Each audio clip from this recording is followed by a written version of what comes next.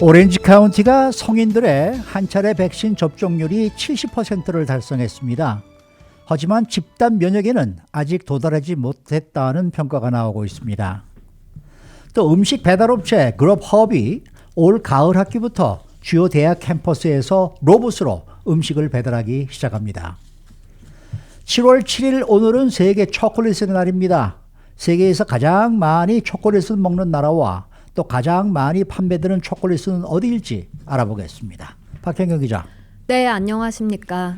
캘리포니아주가 이 백신 접종률이 다른 주에 비해서 상당히 높은 편인데 오렌지 카운티에서도 꽤 많은 주민들이 백신을 접종했네요. 네, 어제 오렌지 카운티 보건국과 그 보건 전문가들이 네. 코로나19 백신 접종과 관련해서 특별한 이정표에 도달했다라고 발표를 했습니다. 네. 지난달 6월 30일 기준 우선 18살 이상 성인들만 놓고 봤을 때 전체 70%가 최소 한 차례 이상 백신을 맞은 것으로 나타났습니다. 그렇지만 백신 접종 자격이 되는 인구로 보면 전체 58.2%가 백신을 접종했고요. 그리고 오렌지 카운티 인구는 322만여 명인데요. 이 전체 인구로 따져보면 55.2%가 백신 접종을 마쳤습니다. 그래서 한 차례 백신 접종을 마친 비율은 62.7%로 조금은 더 올라갑니다. 네. 아무래도 나이 든 이 분들일수록 나이 든 연령대에서 더 많이 맞았겠죠. 네, 맞습니다. 네. 그러니까 18살 이상으로 봤을 때 백신 접종률이 70%다라고 전해드렸는데 연령대별로 보면 꽤 차이가 납니다. 네. 74살에서 84살 사이 고령의 주민들의 백신 접종률은 무려 91.1%에 달했습니다. 네. 반면 어린 연령대의 주민일수록 백신 접종률 떨어졌는데요. 18살에서 24살 사이는 전체 인구의 58.7%가 백신을 맞았고요. 네. 12살에서 17살 사이로 가면 43.4%, 절반에도 채 못 미쳤습니다. 이처럼 백신 접종률은 연령대별로 큰 차이를 보이고 있습니다. 네, 뭐 아까도 소개에서 얘기를 했습니다만은 접종률은 지금 70%입니다만은 아무래도 집단 면역을 형성하는 데는 조금 모자란 거죠. 네, 보통 집단 면역 형성된다는 게 백신 접종률 70%에서 85% 사이로 전문가들이 그렇습니다. 보지 않습니까? 네.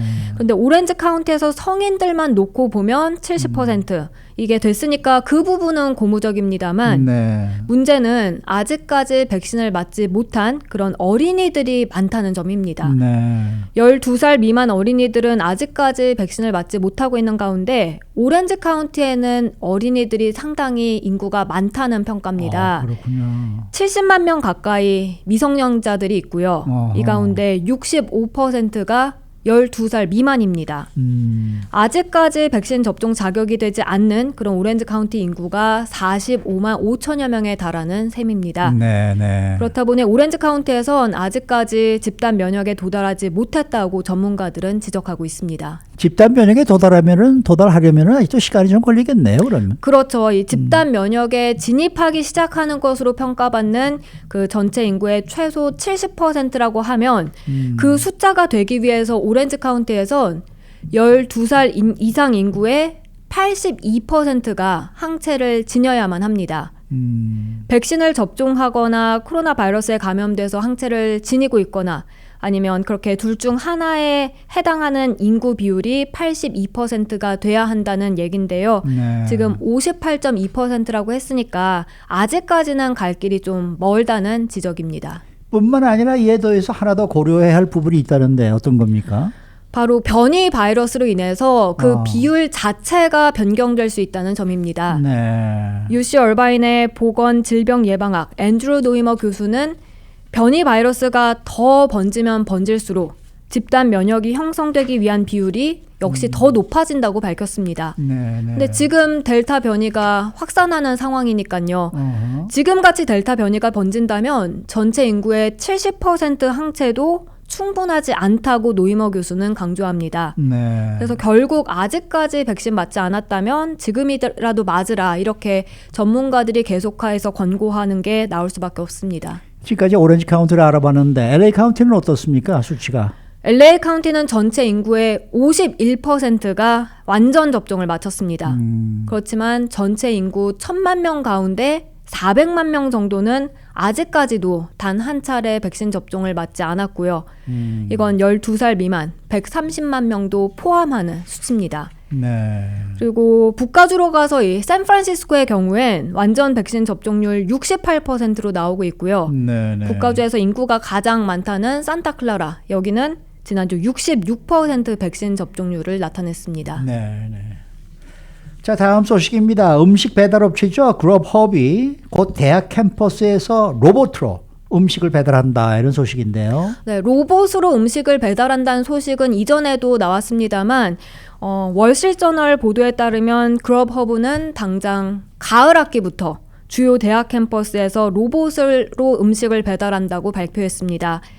250개 대학 캠퍼스 가운데 일부라고 했는데 정확하게 어느 캠퍼스에서 그렇게 로봇으로 음식을 배달할지 나오진 않았습니다. 이 로봇은 러시아 IT 기업인 얀덱스가 개발한 건데요. 6개의 바퀴로 자율주행하는 이 로봇, 최대 44파운드까지 운반할 수 있다 하고요. 네. 그리고 속도는 사람보다 조금은 더 빨리 간다고 합니다. 이 로봇은 최근 몇 년간 눈 내리는 모스크바 지역에서 그 거리에서 뭐 음식, 식재료, 서류 이런 것들을 배달하는 테스트를 거친 것으로 알려지고 있습니다. 그리고 지난 4월부터는 미시건주 앤아버 지역에서 역시 주문받은 음식을 이 로봇으로 배달을 했고요. 그렇게 그룹허브가 먼저 주문을 받으면 로봇이 해당 식당에 가서 음식을 픽업해서 어허. 고객이 지정한 지역으로 이동을 하고요. 어허. 고객은 그룹허브 앱을 통해서 로봇의 배달 통을 열어서 그 안에 음식을 받아볼 수 있겠습니다. 최근 배달업계는 이 로봇 스타트업과 함께 무인 배송 사업에 적극적으로 나서고 있다, 이런 분위기인데요. 네, 그러니까 그룹허브만이 아닙니다. 또 다른 미 최대 음식 배달 업체 도어대시는 지난 2월에 이 음식 서비스 관련 로봇을 개발하는 스타트업 초보틱스를 인수했고요. 또 로봇 배송업체인 스타쉽 테크놀로지는 대학 캠퍼스에서 배달 서비스를 확장하려 추진하고 있습니다. 그리고 무인 자율주행 차량 기업인 유로도 역시 무인 배달 차량을 활용해서 팬데믹 기간 뭐 식품, 세탁된 침구, 그리고 개인 보호 장비까지 배달시켰습니다. 네, 이게 주목받는 이유는 아무래도 비용 절감 때문이겠죠. 맞습니다. 이 음식 배달하는 데 있어서 많은 비용이 들기 때문에 그런 좀 복잡한 물류 사업이기 때문에 이게 주목을 받고 있습니다. 배달 앱 업체들은 식당에 주문받은 그 금액의 일정 비율을 수수료로 부과를 시키고요. 그렇게 소비자들에게 서비스 요금을 받아서 배달원들의 인건비를 충당하고 있는데요. 근데 뭐 로봇이나 아니면 드론이나 이런 기계를 통해서 배달을 한다면 전반적인 비용을 절감할 수 있다는 전망이 나옵니다. 네. 그래서 월스트리트저널은 이런 내용 보도하면서 팬데믹으로 인해 음식 배달 사업이 성장했는데 무인 배달에 대한 관심은 더욱 높아졌다고 평가했습니다. 네, 네. 로봇과 드론을 활용한 배달은 수익성을 높이는 과정에서 가장 큰 장애물 중 하나인 인건비 절감을 위한 것이라고 전했습니다. 근데 저는 지금 아무래도 이 이야기를 들으면서 좀 궁금한 게 많아요. 지금 이 로봇은 말이죠, 음식점에 네. 가서 음식을 픽업을 해서 배달해 주는 거 아닙니까? 네네. 음식점까지는 어떻게 가는 거예요? 자기가 혼자서 그냥 인도를 따라서 가는 겁니까? 아니면 어떤 자동차를 타고 가는 겁니까? 이게 그냥 자율주행이 가능한 만큼 자율주행이 가능하다. 네, 주소를 찍게 되면 어허. 자율주행을 할 것으로 보입니다. 그럼 그게 차도를 따라서 가는 겁니까? 인도를 따라서 가는 겁니까? 그것까지는 아직 나오지 않았습니다. 모릅니까? 네.